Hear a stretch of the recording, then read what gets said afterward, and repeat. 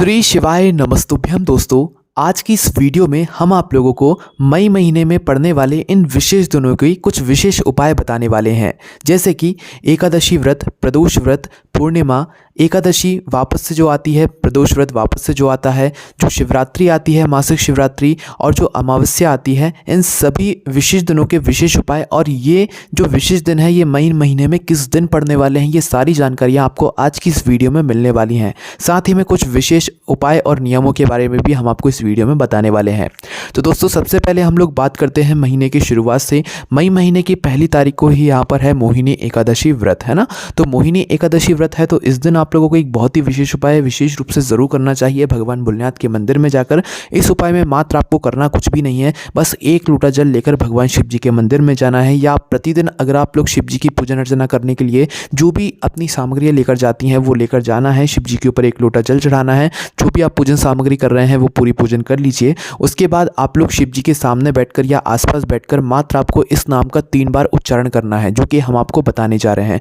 वो नाम है स्वधा। स्वधा जो नाम है ये पार्वती जी की नानी का नाम है, और इस नाम का उच्चारण मात्र आपको 3 बार करना है, कुछ इस प्रकार से, स्वधा स्वधा स्वधा। बस इस प्रकार से आप लोगों को इस मोहिनी एकादशी व्रत के दिन मई महीने की पहली तारीख को प्रातःकाल सुबह सुबह भगवान शिव जी के मंदिर जाकर इस नाम का 3 बार उच्चारण भगवान शिव जी के सामने बैठकर कर लेना है, और भगवान भोलेनाथ से आशीर्वाद लेकर अपने घर वापस आ जाना है, ठीक है। उसके बाद दोस्तों, जो मई महीने में जो अगली तारीख है वो है 3 मई 2023, है ना, जिस दिन है प्रदोष का व्रत। दोस्तों, प्रदोष व्रत के दिन एक बहुत ही विशेष उपाय है जो कि आपको विशेष रूप से ज़रूर करना चाहिए।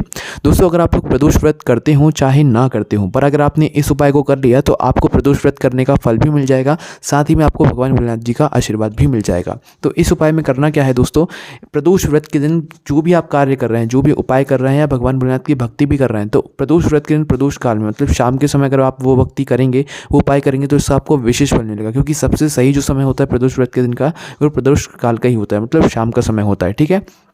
तो इस दिन आप लोगों को करना क्या है, एक गोल बाती का आटे का घी, शुद्ध देसी गाय का घी का दीपक आपको तैयार करना है। कैसा, गोल बाती का, जिसमें आपको शुद्ध देसी गाय का घी का मतलब डालना है, और उसके बाद वह दीपक आटे का होना चाहिए। इस दीपक को तैयार करके आपको आना है प्रदोष व्रत के दिन शाम के समय 4 बजे से लेकर 7 बजे के बीच में, मतलब शाम का वो समय होना चाहिए जब मतलब रात होने वाली हो, शाम हो रही हो, उसके बीच का जो समय होता है, ठीक है। उस समय आपको अपने घर के मुख्य द्वार मतलब मेन गेट पर आना है, और मेन गेट पर आकर आपको वह दीपक को जला देना है, ठीक है। किसका नाम लेते थे, भगवान भोलेनाथ के नाम का स्मरण करते हुए या श्री शिवाय नमस्तुभ्यम का जाप करते हुए आपको उस दीपक को अपने घर के मुख्य द्वार पर आकर जला देना है। और जलाने के साथ ही में भगवान भोलेनाथ से प्रार्थना करना है कि उनका आशीर्वाद हमेशा आपके घर परिवार पर बना रहे और आपके घर परिवार में हमेशा खुशियाँ आती रहे, है ना। तो ये उपाय आप जरूर करके देखिएगा। उसी के साथ में दोस्तों, प्रदोष व्रत के दिन का ही एक और बहुत ही विशेष उपाय है, प्रदोष काल का ही ये उपाय है।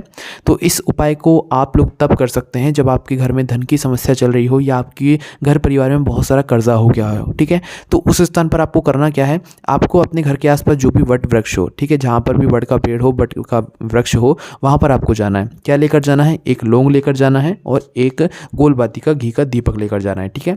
तो आपको करना क्या है, अपने घर के आसपास जो भी वट वृक्ष हो वहाँ पर जाओ। वहाँ पर जाने के बाद सबसे पहले आपको क्या करना है, अपना जो घी का दीपक है उसको जला देना है, ठीक है। घी का दीपक जलाने के बाद जो आप लौंग लेकर गए हैं, जो लौंग होती है ना, वो लौंग जो लेकर गए हैं, उस लौंग को आपको उसी वट वृक्ष के नीचे बटकेश्वर महादेव के नाम का स्मरण करते हुए, उस दीपक को भी बटकेश्वर महादेव के नाम का स्मरण करते हुए जलाना है, और इस लौंग को भी बटकेश्वर महादेव के नाम का स्मरण करते हुए आपको वहीं पर समर्पित कर देना है, ठीक है।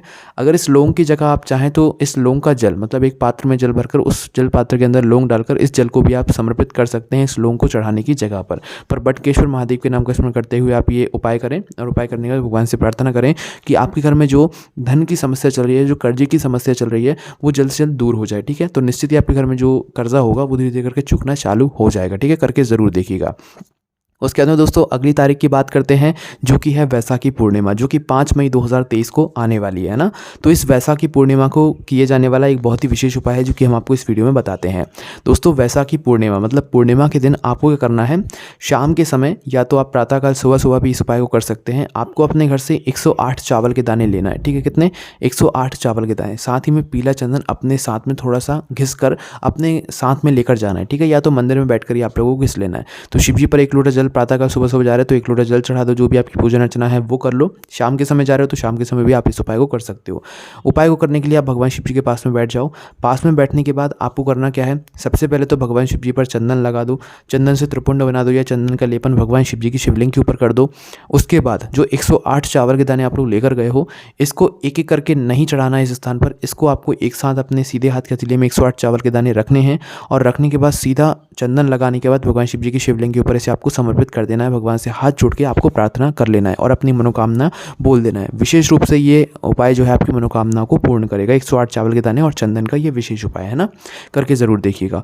उसके अंदर दोस्तों अगली तारीख की बात करते हैं तो वो है अचला एकादशी। मतलब एकादशी व्रत के हमने आपको उपाय तो बता ही दिए, पर आप सभी लोग जानते ही हैं कि महीने में 2 बार एकादशी आती है और 2 बार प्रदोष व्रत आता है। तो जो पहली एकादशी है वो तो 1 तारीख को पड़ रही है, जो दूसरी एकादशी है इस मई के महीने में वो 15 तारीख को पड़ेगी। मतलब 15 मई 2023 को अचला एकादशी है। उसी के बाद में दोस्तों जो अगली तारीख है वो है प्रदोष का व्रत। मतलब प्रदोष व्रत भी 2 बार पड़ता है, तो भाई पहला प्रदोष व्रत तो 3 मई 2023 को पड़ा है और दूसरा प्रदोष व्रत जो पड़ेगा वो पड़ेगा 17 मई 2023 को, है ना, मई के महीने में। उसके बाद दोस्तों अगली तारीख की बात करते हैं जो कि है शिव चतुर्दशी व्रत, मतलब कि मासिक शिवरात्रि के बारे में, है ना। अब दोस्तों यहाँ पर 17 मई 2023 को ही प्रदोष व्रत है। प्रदोष व्रत के साथ ही में यहाँ पर शिव चतुर्दशी व्रत भी है, मतलब मासिक शिवरात्रि भी है। मतलब मासिक शिवरात्रि का जो दिन है वो 17 मई 2023 को है ना, इसलिए इस दिन की महत्वता और ज़्यादा बढ़ जाती है क्योंकि प्रदोष व्रत और मासिक शिवरात्रि मई के महीने में एक साथ पड़ रहे हैं, है ना। तो आपको इस मासिक शिवरात्रि पर एक बहुत ही विशेष उपाय अपनी मनोकामना को पूर्ण करने के लिए ज़रूर करना चाहिए।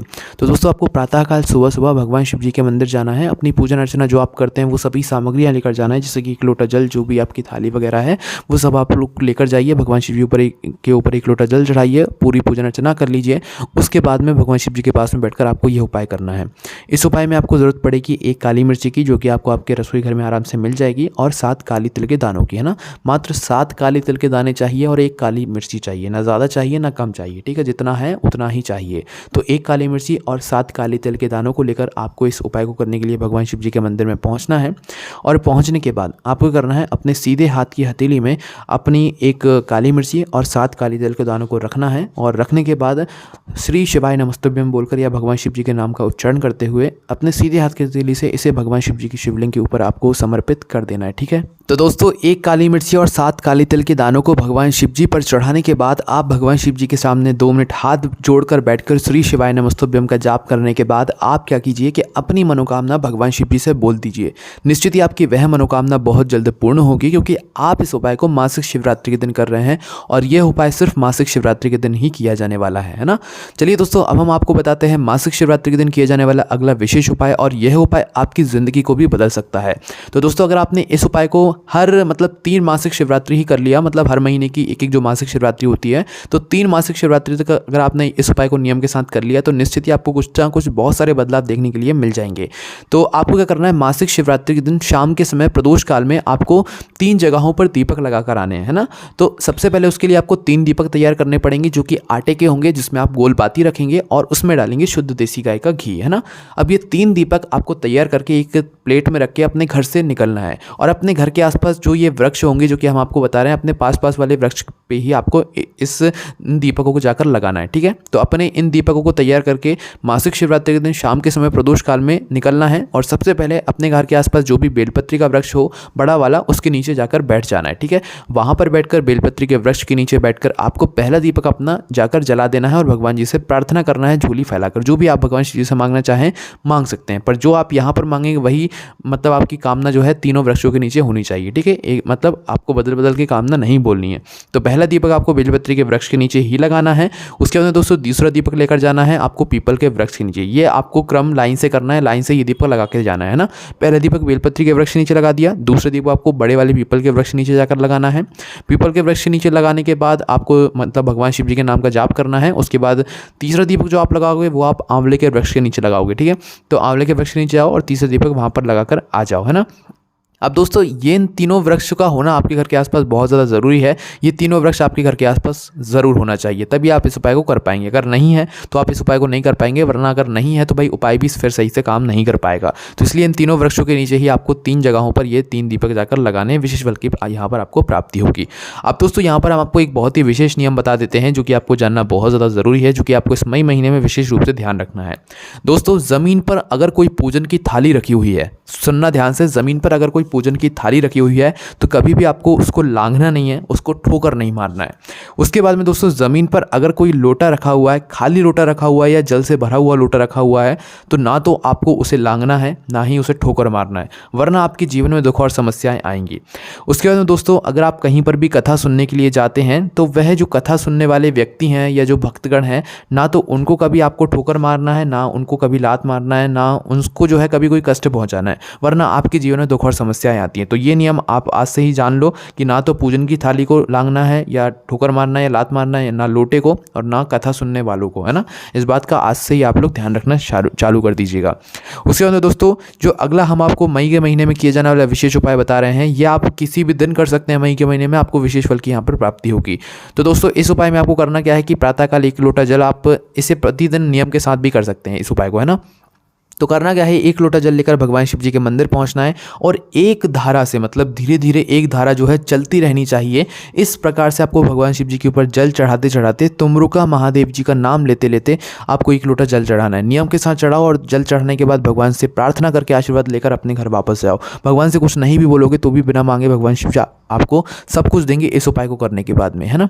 उसके बाद दोस्तों अगर आप इस मई के महीने में कभी किसी कार्य के लिए जा रहे हैं, किसी कार्य में आपको सफलता चाहिए, तो उस स्थान पर आपको क्या करना है, अपने कार्य पर निकलने से पहले एक कटोरी में गंगा जल भर के उसमें एक मतलब सिक्का डालना है, 1 का 5 का जो भी सिक्का है आपके पास, कुंदकेश्वर महादेव के नाम से डालना है। और उसी जल को अपने आंखों के नीचे लगाकर, मतलब जो गंगा जल के अंदर आपने एक सिक्का डाला है, उसी जल को जो है अपने नैनों के नीचे लगाकर अपने काम पर निकल जाना है, नौकरी के लिए, परीक्षा के लिए, जो जहाँ पर भी आप जा रहे हैं, और उसमें आपको सफलता के लिए आशीर्वाद लेकर अपने घर से निकल जाना है, ठीक है। और जब आप लोग अपने काम से वापस आ जाएं तो वापस आकर इस कटोरी के जल को भगवान शिव जी पर चढ़ाकर, और जो 1 का सिक्का, 2 का सिक्का जो भी आपने डाला था उपाय के लिए, वो दान पात्र में डालकर मंदिर में जाकर आप इस उपाय को पूरा कर लीजिए। निश्चित ही आप उस काम में ज़रूर सफल हो जाएंगे, ठीक है। तो ये कुछ विशेष उपाय थे जो कि आपको मई के महीने में इन विशेष दिनों पर करना है, और कुछ उपाय हमने आपको ऐसे ही बता दिए हैं जो कि आप किसी भी दिन कर सकते हैं। अगर आपको कोई भी समस्या आती इन उपाय करने में तो आप उनसे कमेंट करके पूछ सकते हैं, और ज़्यादा जानकारी के आप लोग हमारी वेबसाइट भोलेनाथभक्ति.com का भी सहारा ले सकते हैं, और उसकी लिंक हम आपको डिस्क्रिप्शन में दे देंगे। आप वहाँ से जाकर आराम से बैठकर भोलेनाथभक्ति.com की वेबसाइट पर जाकर आराम से बैठकर इन उपाय को, जानकारियों को पढ़ सकते हैं। कोई भी समस्या है कमेंट करके पूछ सकते हैं। ओम नमः शिवाय, जय भोले बाबा, श्री शिवाय नमस्तुभ्यम।